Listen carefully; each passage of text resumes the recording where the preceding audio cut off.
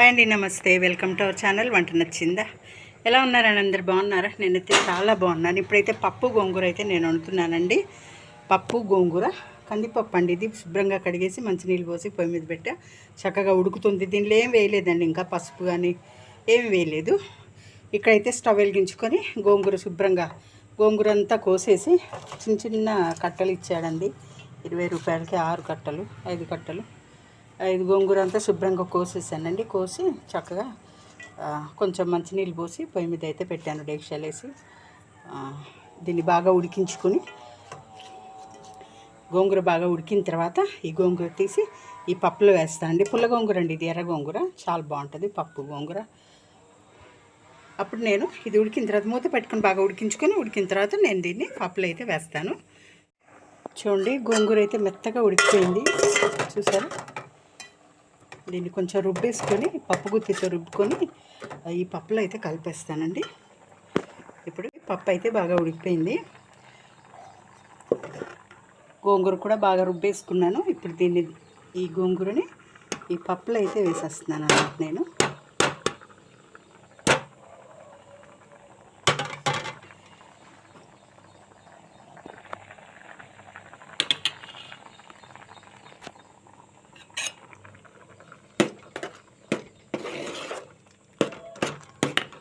అలాగే 1 spoon పసుపండి, 1.5 spoon కారం వేసాను,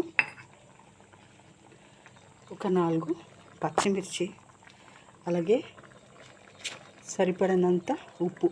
కొంచెం ఉప్పు ఎక్కువ పడుతుంది, చూద్దాం. మళ్ళీ చాలా పోతే మళ్ళీ వేసుకుందామండి. దీన్ని బాగా ఉడికించుకుందామండి.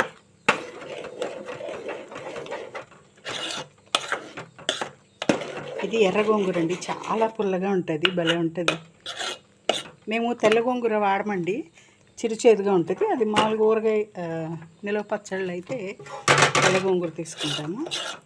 మామూలుగా వంటలకి ఈ గోంగూర పచ్చడికి కానీ, పప్పులో వేసుకోవడానికి కానీ, ఎండ్రాయిలు వేసి వండుకోవడానికి కానీ ఎర్ర గోంగూర వేసుకుంటాం అనమాట. కొంచెం ఉడికిన తర్వాత తాలింపు పెట్టుకుందామండి, ఓకేనా? చూడండి, పప్పు అయితే చక్కగా ఉడికిపోయింది. గోంగూర, ఉప్పు, కారము ఇవన్నీ వేసాం కదా, పచ్చిమిర్చి ఇవన్నీ వేసాం కదా, బాగా ఉడికిందండి. ఇప్పుడు తాలింపు అయితే పెట్టేస్తున్నాను అనమాట. స్టవ్ వెలిగించుకొని కళాయి పొయ్యి మీద పెట్టి ఆవాలు, జీలకర్ర, కొంచెం మినపప్పు, పచ్చెనపప్పు వేసాను. వెల్లుల్లి 4 కచ్చా చితక్కొట్టు వేసానండి, బాగా వేగుతుంది. అలాగే ఒక 2 పచ్చిమిర్చి కూడా వేస్తున్నాను తుంపుకొని.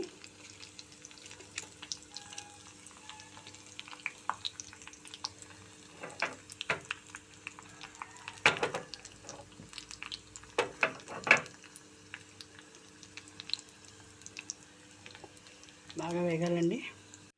చూడండి, తాలింపు అయితే బాగా వేగిపోయింది. నేను స్టవ్ ఆఫ్ చేసేస్తున్నాను. స్టవ్ ఆఫ్ చేసి కరివేపాకు అయితే వేస్తున్నాను అన్నమాట, ఎందుకంటే బాగా చిట్ అంటది.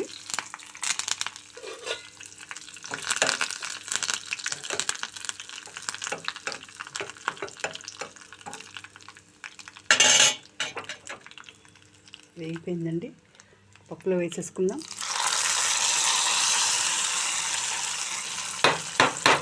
అంతే, పప్పు గోంగూర రెడీ అయిపోయింది అనమాట.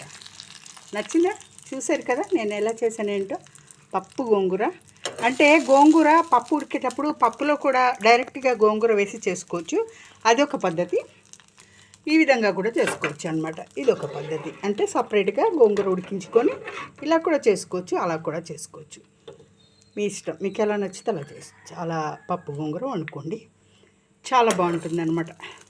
అందరికీ తెలిసిందే, ఇదేం పెద్ద గొప్ప విశేషం ఏమీ కాదు. కానీ ఎవరైనా వంటరాని వాళ్ళు, ఈ మాత్రం కూడా తెలియని వాళ్ళు ఉంటారు కదా, వాళ్ళ కోసం మాత్రం వీడియో చేశానండి.